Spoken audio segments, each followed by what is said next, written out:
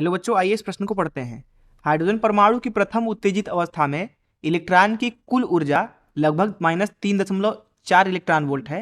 इस अवस्था में इलेक्ट्रॉन की गतिज ऊर्जा क्या है? आइए इस प्रश्न के मुख्य अवधारणा की चर्चा करें।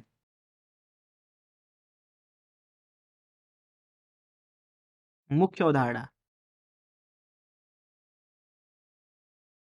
तो अगर हम बनाए एक हाइड्रोजन परमाणु को, तो हाइड्रोजन परमाणु के केंद्र में एक प्रोटॉन होता है, कुछ इस तरीके से, और प्रोटॉन के चारों तरफ इलेक्ट्रॉन वृत्ति गति कर रहा होता है।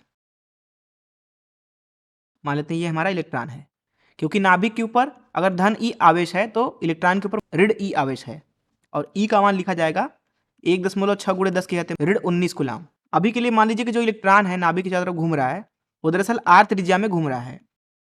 तो इलेक्ट्रॉन के ऊपर अगर हम अभिकेंद्री बल, जिसे एफ से दर्शा देते हैं, उसका मान लिखना चाहें तो एफ का मान लिखा जाएगा, इलेक्ट्रॉन का द्रव्यमान एम ई लिख देते हैं उसको, और इलेक्ट्रॉन की गति, जिस गति से ये नाभिक के चारों तरफ घूम रहा है, मान लीजिए वी गति से घूम रहा है, तो वी का वर्ग भागे आर अर्थात त्रिज्या। अब जो यहाँ पे अभिकेंद्री बल है वो दरअसल स्थिर वैद्युत बल से मिल रहा है, तो ये बराबर होना चाहिए स्थिर वैद्युत बल के बराबर। तो के गुणे पहला आवेश जो कि है ई, दूसरा आवेश जो कि ई ही है, भागे आर का वर्ग। तो यहाँ से हमें मिल रहा है एम ई गुणे वी स्क्वायर का मान, ये मिल रहा है के ई का वर्ग भागे आर के बराबर। इसको हम प्रथम समीकरण बोल देते हैं। अब अगर हम एक इलेक्ट्रॉन का यहाँ पे स्थिर वैद्युत बल लिखना चाहें, जिसको हम पीई बोल देते हैं, अर्थात पोटेंशियल एनर्जी अर्थात स्थिर वैद्युत ऊर्जा, तो इसका मान हो जाएगा के गुणे पहला आवेश जो कि है धन ई गुणे दूसरा आवेश जो कि है ऋण ई भागे उनके बीच की दूरी जो कि है आर। तो ये मिल रहा है हमें ऋण के ई का वर्ग भागे आर के बराबर। ये हो गई स्थितिज ऊर्जा। अब यहाँ पे अगर हम इलेक्ट्रॉन की गतिज ऊर्जा लिखना चाहें, तो गतिज ऊर्जा जिसे के ई से दर्शा देते हैं, वह दरअसल होता है 1/2 इलेक्ट्रॉन का द्रव्यमान गुणे इलेक्ट्रॉन के गति का वर्ग अर्थात वी स्क्वायर।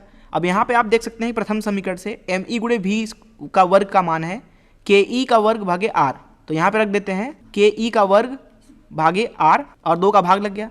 ये दरअसल कुछ और नहीं बल्कि स्थितिज ऊर्जा का आधा है, ध्यान से अगर आप देखें तो। अब यहाँ पे आप ध्यान से देखें तो हमने कक्ष की संख्या के बारे में बात नहीं किया कि ये किस एनवे कक्ष में है।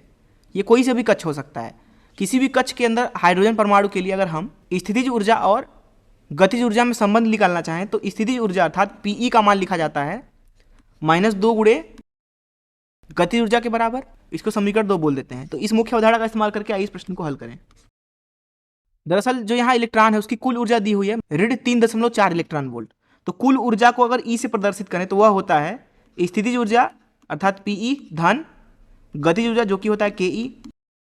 इसका मान दे रखा हमें -3.4 इलेक्ट्रॉन वोल्ट के बराबर।